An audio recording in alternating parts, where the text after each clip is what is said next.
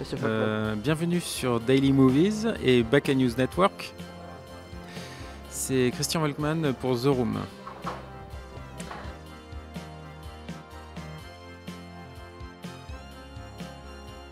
Alors, réalisateur, non, j'avais fait déjà un premier long métrage. Oui, mais vous n'aviez pas la double casquette. Bah, oui et non, parce que j'avais quand même un peu participé au scénario. En animation, c'est très particulier, parce que le film se fait aussi au storyboard. Il ne se fait pas que en écriture, et j'avais beaucoup travaillé sur la structure.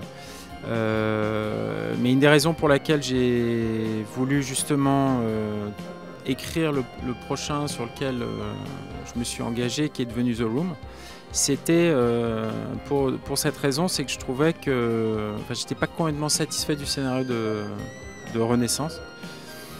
Et voilà, et du coup je me suis lancé dans une longue recherche pour savoir exactement ce que je voulais faire, parce que c'était pas évident.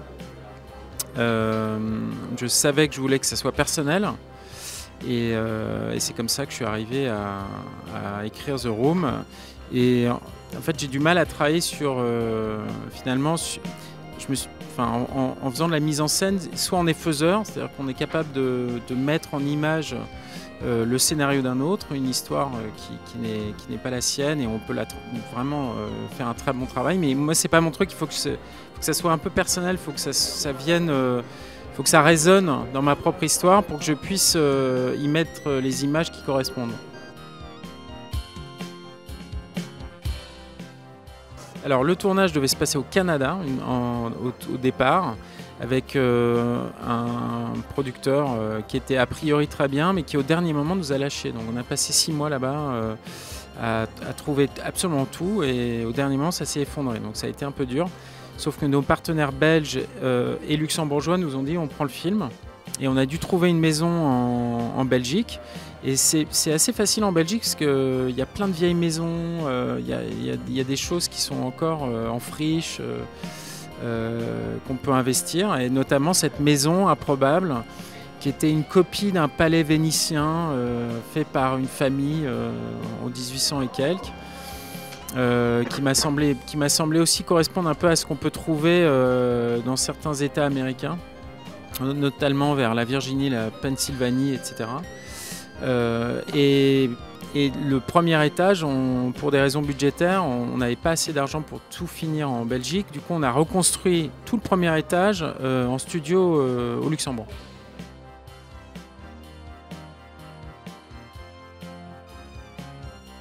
Alors si, on est arrivé, elle était très belle déjà dans son jus, mais il a fallu qu'on refasse toutes les patines, tout ce qui était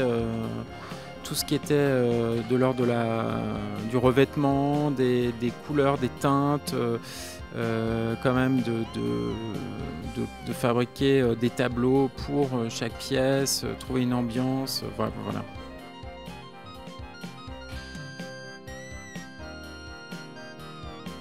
Alors, c'est-à-dire, elles ont une importance. Par exemple, les murs ont une teinte toujours bien définie, l'extérieur de la maison aussi. Donc est-ce qu'elles ont pour vous une importance particulière en fait? Je pense que franchement c'est une attirance esthétique, il n'y a pas une symbolique derrière. À mon avis, je suis dans une palette de couleurs, parce qu'en fait une partie des peintures qui sont faites dans le film, j'ai eu toute une époque où je faisais de la peinture, et c'est mes peintures dedans. Et je pense que j'ai une palette de couleurs que j'utilise souvent dans mes peintures, qu'on peut retrouver dans le film.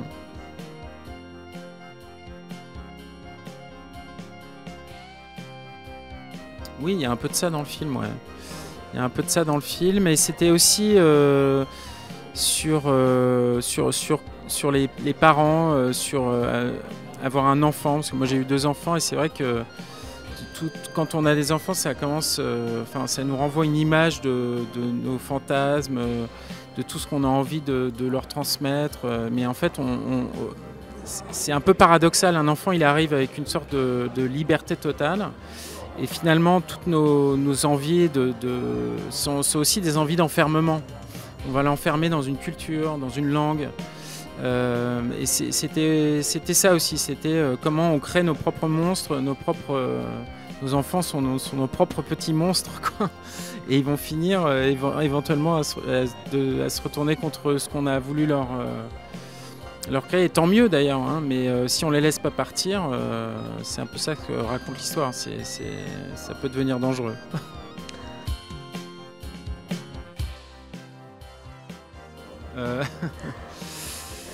Alors le titre nous a posé beaucoup de problèmes. Et finalement c'est resté parce qu'on l'a un peu posé comme étant un titre de travail à un moment donné, en se disant on trouvera mieux. On savait qu'il y avait The Room de ce cinéaste américain, enfin allemand, Thomas, comment il s'appelle, Wiseau. Alors je sais qu'il y a déjà un titre identique, mais oui, ça qui est considéré là, en fait, comme un des plus mauvais films de tous les temps. Donc on avait peur que ça nous fasse un peu de l'ombre ou que ça attire les spectateurs au mauvais endroit. Mais finalement, bon, il fallait le principe de la chambre, c'est que c'est une pièce qui est neutre. C'est les gens qui viennent dedans et dont leur désir va créer la tonalité de la chambre. Et voilà, et The Room c'est assez neutre. À un moment donné on voulait appeler My Room et ça devenait personnel, donc ça marchait pas très bien. Le titre du tournage c'était Springwell, qui était le nom de la ville autour, près de la maison que ce couple a achetée. Non, pardon, je dis n'importe quoi. Springwell c'est le nom de l'architecte qui a créé le lieu. Voilà, donc il y a eu des titres qui traînaient et je crois que le vendeur international a dit que The Room était plus efficace pour elle et on a gardé ça.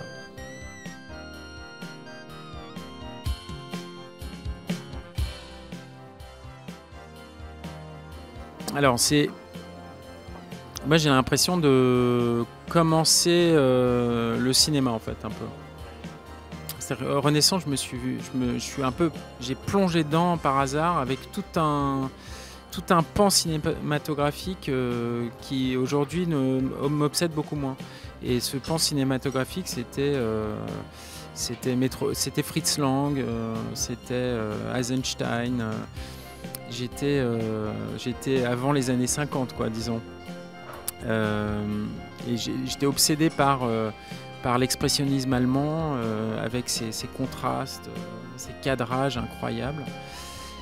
Et surtout par Metropolis qui m'avait vraiment marqué et qui a pu donner plus tard un Blade Runner, mais Metropolis est pour moi encore plus original parce qu'il s'est fait à une époque improbable.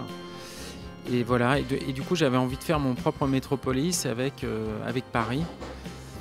Et j'étais plus obsédé par Paris, par cette ville fantasmée, que par le parcours des personnages.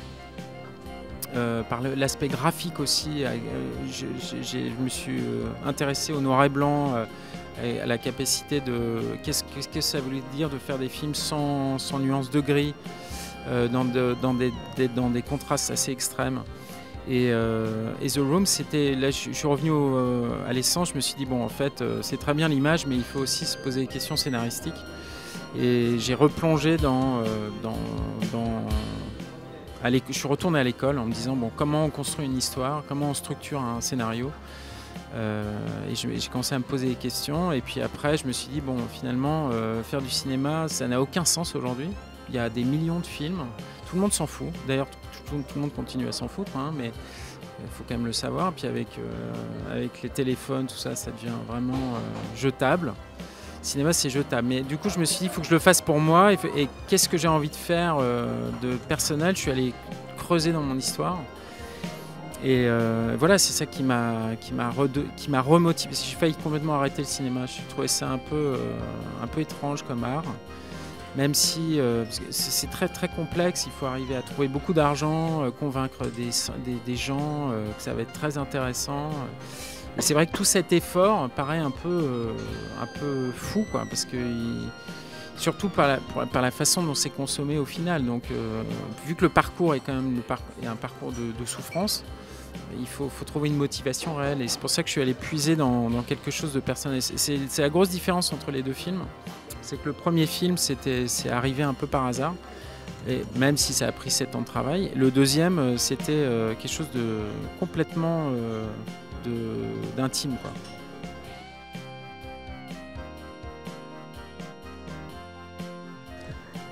Non, alors d'abord, elle a été dans le scénario d'origine. Il y avait une plus longue partie de Monopoly. On l'a sucré, on l'a quasiment sucré au montage. Et non, évidemment, elle n'a pas été terminée.